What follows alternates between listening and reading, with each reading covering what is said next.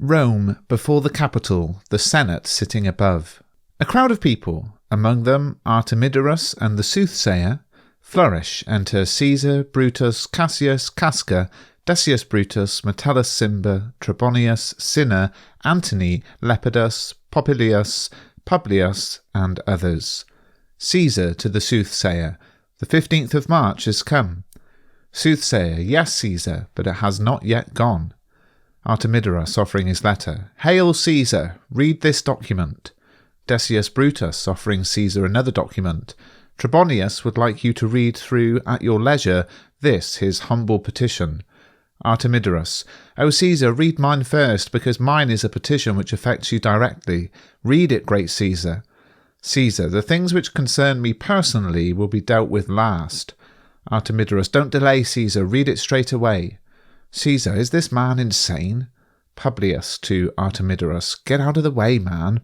Cassius to Artemidorus, are you presenting your petition in the street? Come to the Capitol. Caesar goes up to the Senate house, the rest following. Popilius to Cassius, I hope your mission today goes well. Cassius, what mission, Popilius? Popilius, good luck, advances to Caesar. Brutus to Cassius, what did Popilius Lenus say? Cassius, aside to Brutus, he wished that our mission would go well today. I'm afraid our plan has been discovered. Brutus, look, he's going towards Caesar. Watch him. Cassius, Casca, be quick, because we're afraid of being forestalled. Brutus, what shall we do? If our plan has been discovered, either Caesar or I will not return alive, because I will kill myself. Brutus, Cassius, be resolute. Popilius Lena is not discussing our plans, because look, he's smiling, and Caesar's expression has not changed.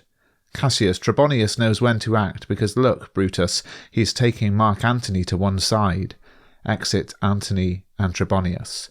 Decius Brutus, where's Metellus Cimber? He should go and present his petition to Caesar immediately. Brutus, he's ready to do so. Stay close to him and second his petition. Cinna, Casca, you will be the first one to raise your hand. Caesar, are we all ready? What is the problem that Caesar and his Senate must put right? Metellus Cimber, kneeling. Most high, most mighty, and most powerful Caesar, Metellus Cimber kneels before you with a humble heart. Caesar, I must forestall you, Cimber. These bowings and these humble good manners may impress ordinary men and alter what has been decreed by time-honoured and preordained law into children's games. Don't be so stupid as to believe that Caesar has such uncontrollable passions which can be swayed from true stability in the way the fools can be swayed. I mean swift flattery, low crooked curtsies, and shameless puppy-dog fawning. Your brother has been banished as the law decrees. If you kneel and pray and flatter for him, I will kick you out of my way as if you were a dog. Know that I am not unjust, and neither will I, without a genuine reason, grant him a pardon. Metellus Cimber, is there no voice worthier than mine to appeal gently in great Caesar's ear for the recalling from banishment of my brother? Brutus, kneeling, I kiss your hand, but not to flatter you, Caesar, asking you that Publius Cimber may have immediate permission for his sentence of banishment to be overruled. Caesar, what, even you, Brutus? Cassius, kneeling, pardon him, Caesar. Caesar, pardon him. I fall at your feet to beg you to restore Publius Cimber to citizenship. Caesar, I could be persuaded to change my decision, if I were like you. If I were capable of begging other people to change their minds, then begging would change my mind too, but I am as unchanging as the pole star, whose immovable and unchanging character is unequalled in the sky. The skies are decorated with countless stars. They're all made of fire, and every one of them shines, but there is only one amongst them that retains its position. It is the same on earth. The earth has many men, and men are flesh and blood and capable of reason, yet of all of them I know only one who, invincible, retains his position, unshaken and unmoved, and as I am that one, let me demonstrate it a little. In this case I was resolute that Cimber should be banished, and I remain resolute that he should be kept banished. Cinna, kneeling, O Caesar! Caesar, be gone. Would you try to lift Mount Olympus? Decius Brutus, great Caesar! Caesar, hasn't Brutus knelt before me to no avail? Casca, let the actions of my hands speak for me. Casca first, then the other conspirators, and Brutus stab Caesar. Caesar, and you too, Brutus? In that case, die. Caesar. Caesar dies. Cinna, liberty, freedom, tyranny is dead. Run and proclaim it, shouting it out loud in the streets. Cassius, some of you go to the rostra in the forum and proclaim liberty, freedom, and democracy.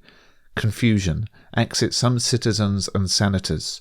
Brutus, people and senators, do not be afraid. Do not run away. Stand still. The debt that was due to Caesar's ambition has been paid. Casca, go to the rostrum, Brutus. Decius Brutus, and Cassius too. Brutus, where is Publius? Cinna, here, quite astonished by this mutiny. Metellus, Cimber, stand close together in case a loyal friend of Caesar should try... Brutus, don't talk about organising resistance. Publius, cheer up. We do not intend to harm you, nor any other Roman. Tell them this, Publius. Cassius, and leave us, Publius, in case the people rushing towards us should cause you, as an old man, some harm. Brutus, do so, and let no one pay the penalty for this deed except us, the perpetrators. Enter Trebonius. Cassius, where is Antony? Trebonius, he ran to his house bewildered. Men, wives, and children are staring, crying out and running as if it were doomsday. Brutus, fate, we will find out what your plans are for us. That we shall die is certain, it's just the time we don't know, and extending our lifespan is what men set great store by. Cassius, well, the man who shortens his life by 20 years cuts off that many years of fearing death. Brutus, we agree on that, and so death is an advantage. So we are Caesar's friends, who have shortened his time spent fearing death. Bend down, Romans, bend down, and let's wash our hands in Caesar's blood, up to our elbows, and smear it on our swords. Then we will walk out into the Roman forum, and waving our red weapons around over our heads, let's all shout peace, freedom, and liberty. Cassius, bend down then and wash. The conspirators smear their hands and swords with Caesar's blood. How many years from now will this our noble scene be reenacted in countries that don't yet exist and in languages not yet known?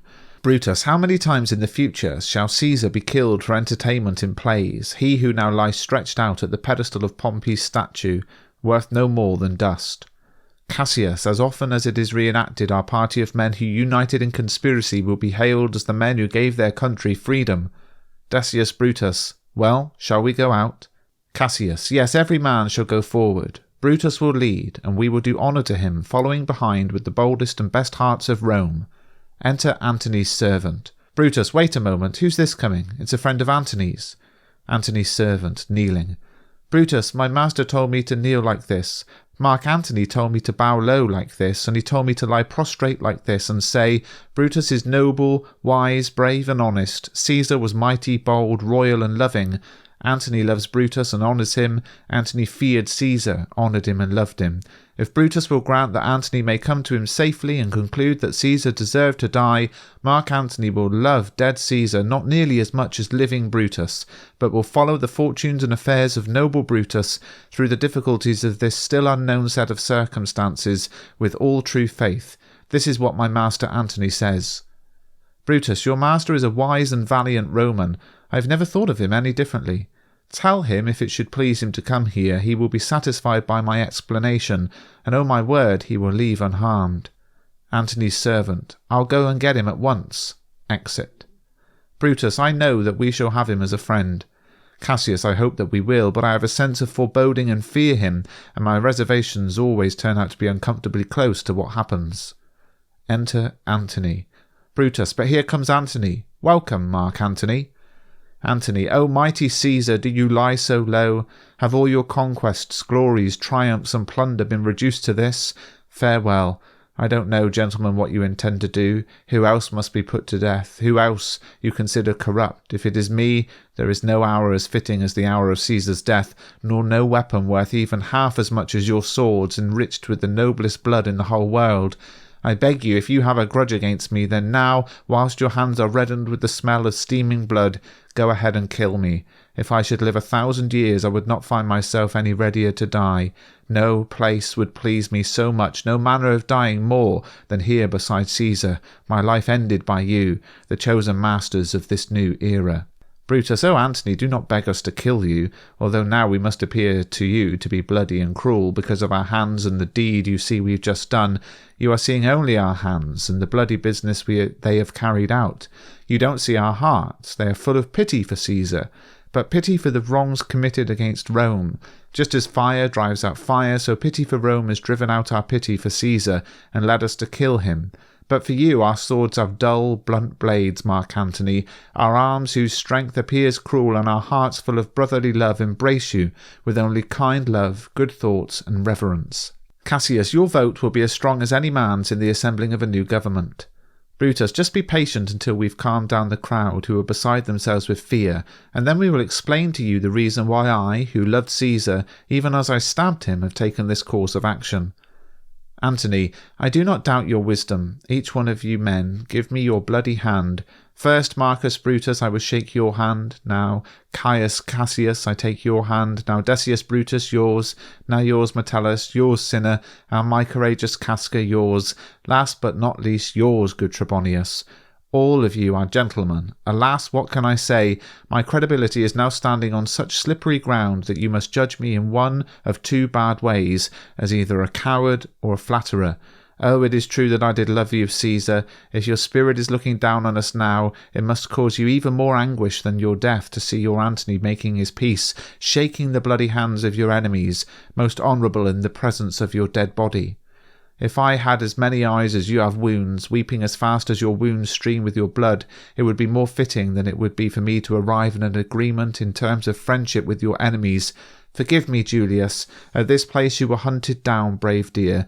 It is here that you fell, and it is here that your hunters are standing, bearing the evidence of your slaughter, and reddened with your lifeblood. O world, you were the forest to this deer, and indeed this deer, O world, was your deer. How you look like a deer who's been stabbed by many princes lying here. Cassius. Mark Antony. Antony, forgive me, Caius Cassius. Even the enemies of Caesar would say this. So from a friend it is merely common decency. Cassius, I do not blame you for praising Caesar like that. But what agreement do you intend to have with us? Will you be numbered as one of our friends, or shall we proceed and not depend on you? Antony, I shook you all by the hand, but was indeed distracted from what I was doing when I looked down at Caesar. I am friends with you all, and I love you all, on condition that you will give me reasons why and in what respect you considered Caesar to be dangerous. Brutus, without those reasons this would have been a savage sight. Our reasons are so full of sound considerations that even if you, Antony, were the son of Caesar, you would be satisfied with them. Antony, that is all I ask, and I am furthermore asking that I may take his body to the marketplace, and in the rostrum in the forum, as befits a friend, speak in the ceremonies arranged for his funeral. Brutus, you may, Mark Antony. Cassius. Brutus, may I have a word with you? Aside to Brutus. You don't know what you are doing. Do not allow Antony to speak at his funeral. Do you realise how much the people could be influenced by the things he will say? Brutus, aside to Cassius. With your permission, I will go to the rostrum first and explain the reason for our Caesar's death. Whatever Antony says, I will proclaim that he's speaking with our permission, and that we are satisfied that Caesar should have all proper tradition and lawful ceremonies will be more to our advantage than our detriment. Cassius, aside to Brutus, I don't know what might happen. I do not like it. Brutus, Mark Antony, you take Caesar's body. You must not blame us in your funeral speech, but can say all the good you can think of about Caesar, and tell them that you do so with our permission, otherwise you will not have any role at all in his funeral, and you will speak at the same rostrum as I do after I finish my speech. Antony, may it be so, that is all I wish for. Brutus, prepare the body then, and follow us. Exit everybody except Antony. Antony, oh forgive me, you bleeding corpse, for being meek and gentle towards these butchers. You are the remains of the noblest man that ever lived in the course of history. Woe to the hand that shed this precious blood. Over your wounds I prophesy, wounds which like speechless mouths open their red lips, to beg me to use my tongue and voice to speak. A curse will fall upon the lives of men. Domestic curses and fierce civil war shall burden all of Italy. Blood and destruction will be so common and dreadful things so familiar that mothers will merely smile when they witness their children hacked to pieces by the hands of war. All sympathy squeezed out of them because of the commonness of cruel actions, and Caesar's ghost, searching for revenge, with the goddess Ate by his side, come straight from hell, shall in these regions with a king's voice cry havoc and unleash the dogs of war, so that this foul deed will stink to the heavens with rotting men groaning to be buried. Enter a servant. You serve Octavius Caesar, don't you? Servant, I do, Mark Antony. Antony, Caesar wrote asking him to come to Rome.